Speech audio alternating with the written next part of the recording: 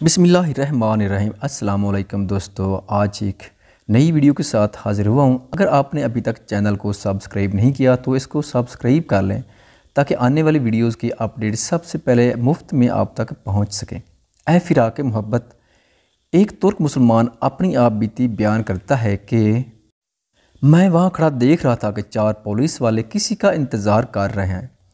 फिर एक शख्स नमूदार हुआ तो पुलिस वालों ने भागकर उसे काबू कर लिया और उसके हाथ जकड़ लिए। नौजवान ने कहा, मुझे दुआ और तवस्सुल की इजाज़त दे दो, मेरी बात सुन लो, मैं कोई बकारी नहीं हूँ, ना चोर हूँ।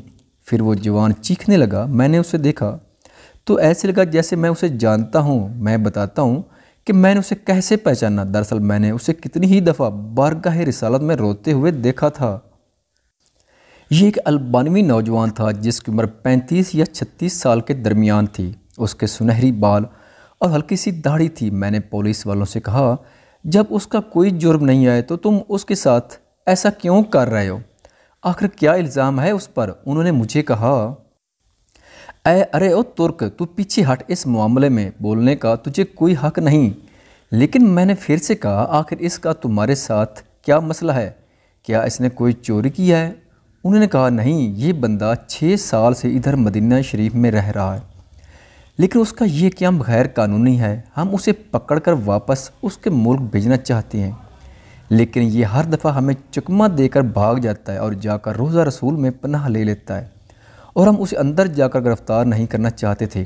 मैंने पूछा, तो अब उसके साथ क्या करोगे? कहने लगे, हम उसे पकड़कर जहाज़ पर बिठाएंगे और वापस अल्बानिया भेज देंगे। नौजवान मुसलसल रोए जा रहा था और कह रहा था, क्या हो जाएगा अगर तुम मुझे छोड़ दोगे? तो देखो, मैं कोई चोर नहीं हूँ, मैं किसी से भीख नहीं मांगता, मैं तो इधर बस मोहब्बत रसूल में रह रहा हूँ।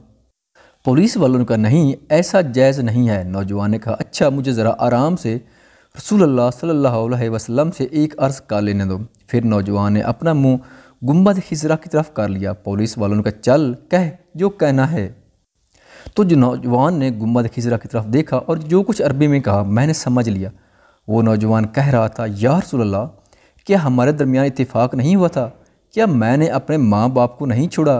क्या अपनी दुकान बंद करके अपना घर बार नहीं छोड़ा और ये अहद करके यहाँ नहीं आया था कि आपके जिवारे रहमत में रहा करूँगा? हुजूर, अब देख लीजिए, ये मुझे ऐसा करने से मना कर रहे हैं। या रसूलल्लाह, या रसूलल्लाह, आप मुदाखलत क्यों नहीं फरमाते? या रसूलल्लाह, आप मुदाखलत क्यों नहीं फरमाते? इतने में नौजवान बेहाल होने लगा तो पुलिस वालों ने ज़रा ढील दी और नौजवान नीचे गिर गया। एक पुलिस वाले ने उसे ठुड्डा मारते हुए कहा, ओ धोखेबाज, उठ। लेकिन नौजवान ने कोई रद्द अमल ज़ाहिर ना किया। मैंने पुलिस वालों से कहा, ये नहीं भागेगा, तुम हमामात से पानी लाओ और उसके चेहरे पर डालो। लेकिन नौजवान कोई हरकत नहीं कर रहा था। एक पुलिस वाले ने कहा, इसे देखो तो सही, क्या ये सचमुच मार ही ना गया हो? दूसरा पुलिस वाला कहने लगा, उसे हमने कौन सी ऐसी ज़रब लगाई है जिससे ये मर जाए? फिर उन्होंने एम्बुलेंस वालों को फ़ोन किया।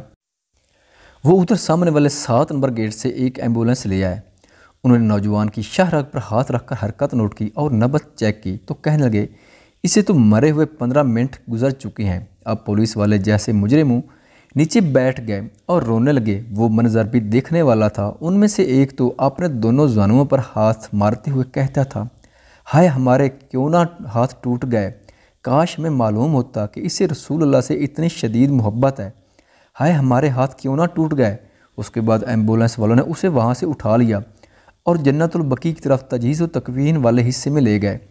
गुस्ल के वक्त भी मैं वहीं मौजूद था। मैं उन्हें कहता था, मुझे भी हाथ लगाने दो, मुझे भी उसकी चारपाई को उठाने दो। जब जनाजा तैयार होकर नमाज के लिए जाने लगा तो पुलिस वालों ने मुझे कहा, हमने जितना गुनाह उठाया है बस इतना काफ़ी है, इससे हमारे सिवा और कोई नहीं उठाएगा। शायद इसी तरह हमें आखिरत में कुछ रायत मिल जाए। मेरे सामने वो नौजवान बार बार कह रहा था, या रसूलल्लाह, आप मुदाखलत क्यों नहीं फरमा रहे? देखा, रसूलुल्लाह सल्लल्लाहु अलैहि वसल्लम ने मुदाखलत फरमा दी और मुल्कुल मौत ने अपना फरीज़ा अदा कर दिया। अल्लाह हमें अपने हबीब सल्लल्लाहु अलैहि वसल्लम की वैसी ही मोहब्बत अता फरमाए जैसी इस अल्बानी नौजवान को अता फरमाई थी।